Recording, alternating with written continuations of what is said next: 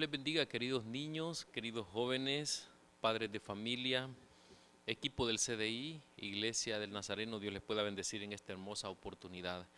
Quiero dirigirme a ustedes a través de la palabra de Dios, que es siempre nuestro mayor y mejor referente para cada una de nuestras actividades en nuestra vida cotidiana, en nuestra vida profesional, en nuestra vida de trabajo. Así que quiero leer un pasaje de la Biblia y nos dice el libro de Éxodo capítulo 22, verso 22, nos dice así: a ninguna viuda ni huérfano afligiréis. Mire qué importante. A ninguna viuda ni huérfano afligiréis. Eso nos dice Éxodo capítulo 22 en el verso 22. Y quiero añadir un salmo muy bonito que nos dice así en el Salmo 82, verso 3. Defended al débil y al huérfano haced justicia, al afligido y al menesteroso. Qué lindo, ¿verdad? La palabra de nuestro Dios que nos enseña, que nos orienta, que nos corrige. Y por si fuera poco, quiero añadir un versículo más a mi contenido, y dice así, Zacarías 7:10: no oprimáis a la viuda ni al huérfano, al extranjero, ni al pobre, ni a ningún otro más. No piense mal en su corazón, no pienses mal en tu corazón contra tu hermano.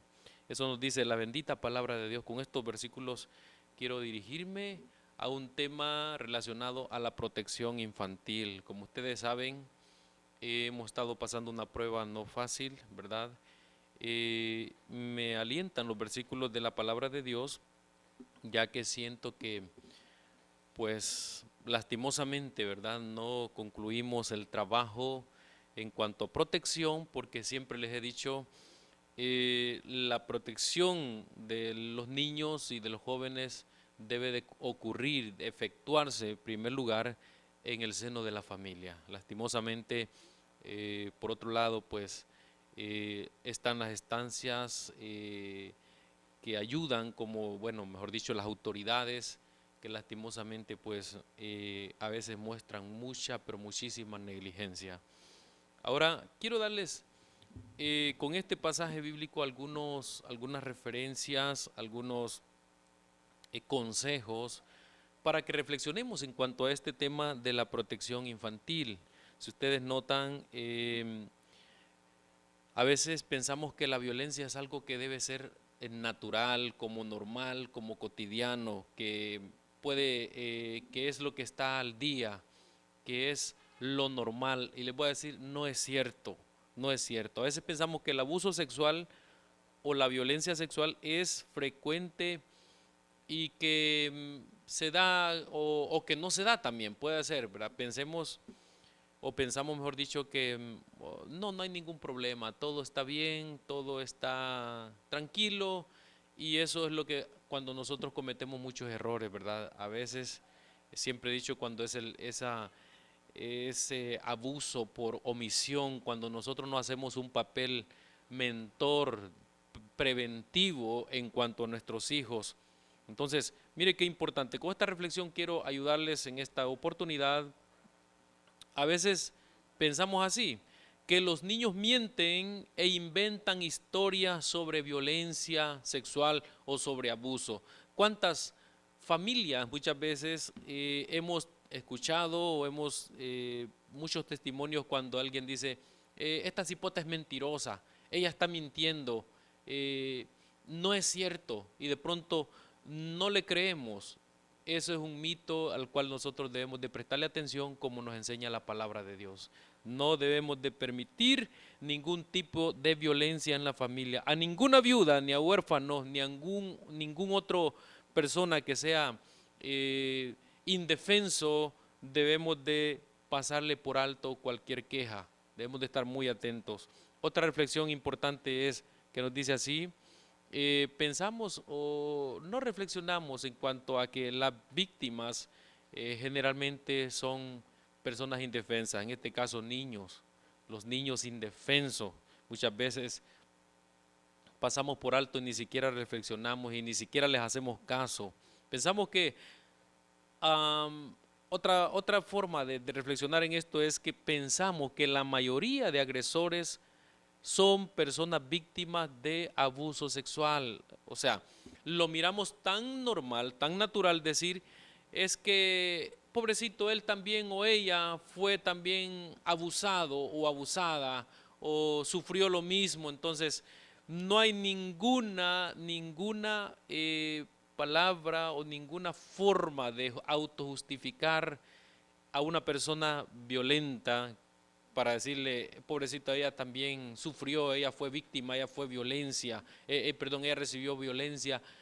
No es cierto, no podemos aceptar eso en nuestros corazones ni en nuestras mentes, porque nadie que haya pasado algo está pues autorizado o tiene el derecho de volver a hacer un acto violento. Dice otro pensamiento, pensamos que la violencia sexual o algún otro tipo de abuso que no causa grandes daños en las personas, en este caso mayormente en los niños, no, así pensamos, así piensa mucha gente que eso se puede pasar y se puede olvidar y no es cierto. La violencia, el maltrato, eso tendrá repercusiones para toda una vida y eso no lo podemos permitir nosotros. Eh, Pensamos que el abuso sexual ocurre conjuntamente con violencia física que deja marcas en los niños y que de pronto nada más. No debemos de aceptar este tipo de pensamiento porque no es cierto, ¿verdad? El abuso sexual es algo que marca la vida, toda la vida de una persona. Entonces, pero muchas veces nosotros lo tomamos muy, pero muy superficial como algo normal, dice, o pensamos muchas veces que le hacemos creer al niño o a la niña que esto, o al joven o a la jovencita, que esto ya ha sucedido dentro de la familia y que esto es válido y que esto lo podemos permitir. No es cierto, no podemos aceptar ningún tipo de violencia y maltrato infantil. Pensamos que los niños provocan o seducen a los agresores. Muchas veces esa es la manera que nos viene a la mente de prejuicio y de decir nosotros, pero es que ellos se lo buscaron, pero es que ellas tienen. Yo he reflexionado que muchas veces hay formas y condiciones de jovencitas que no son las apropiadas para que anden en algún lugar o que estén en altas horas de la noche en determinados lugares que les puede pasar algo. Lo menciono, pero no significa que por eso es que el agresor tiene que hacerlo. No, no me malinterpreten, por favor. Los niños no podemos tener en nuestro corazón y mente que el que recibió el agravio, el que recibió la violencia, él fue el provocador. Entonces nos ponemos como consentidores, porque una persona puede andar por ahí en la calle desnudo o desnuda y nadie tiene el deber, nadie tiene la autorización de tocarle su cuerpo. Entonces, pensamos que el abuso sexual ocurre en la pobreza y no es cierto.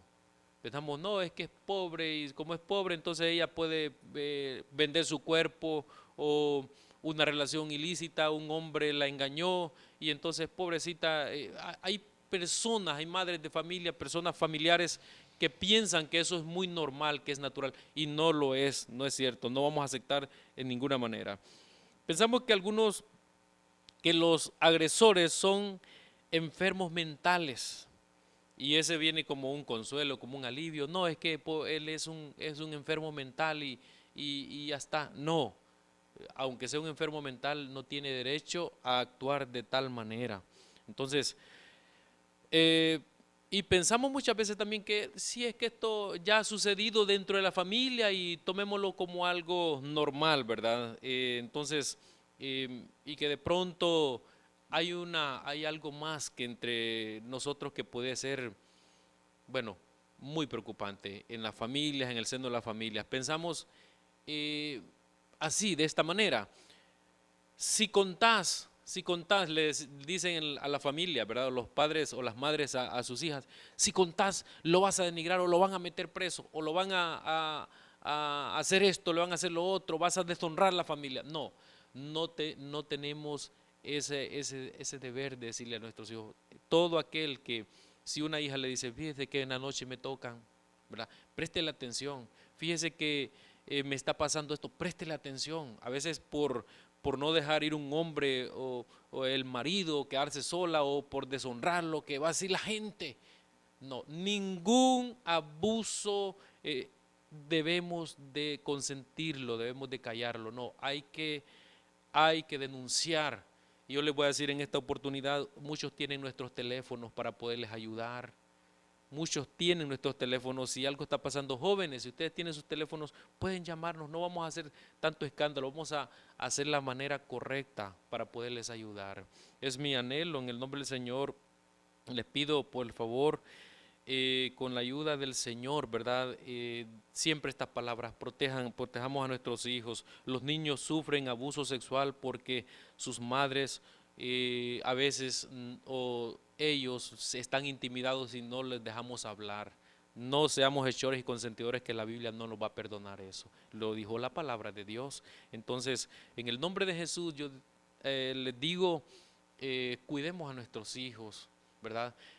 Seamos defensores de ellos. Nadie está autorizado, nadie está en el deber de callar y decir, es que él me amenazaba para que yo no hablara. No es cierto, no, eso no debe de aceptarse de ninguna manera, porque nadie está, pues nadie está dado de una manera, puedo decir, que para aceptar de que lo están ofendiendo, lo están agrediendo y que si habla le matan. Porque no, para eso están las autoridades que muchas veces pues se tardan y no hacen el trabajo, no concluyen el trabajo, pero que Dios nos ayude. Así que con estas palabras les animo en el nombre de Jesús. Como dice el Señor, protejamos al afligido, protejamos a los indefensos, que son los niños, protejamos a los ancianos, a los abuelos. Hemos visto noticias de gente grosera, malcriados, ¿verdad? Que bíblicamente están bajo una maldición por haber ocasionado daño a una persona, a un ser indefenso. Así que deseo que Dios me lo bendiga y que Dios me lo guarde. Cuídense mucho. Dios me lo bendiga.